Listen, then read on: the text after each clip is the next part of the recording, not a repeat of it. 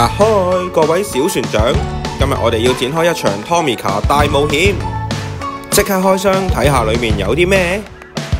睇，呢部係專門為你準備嘅特別版 Tomica 車仔，3隻可愛嘅熊貓，佢哋已經準備好展開海上之旅。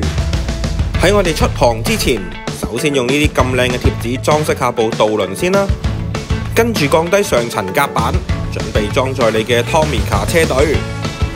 上層甲板可以停泊最多6部 Tomica， 喺下層甲板可以再裝載多6部，擁有12部車仔嘅 Tomica 車隊準備好啦。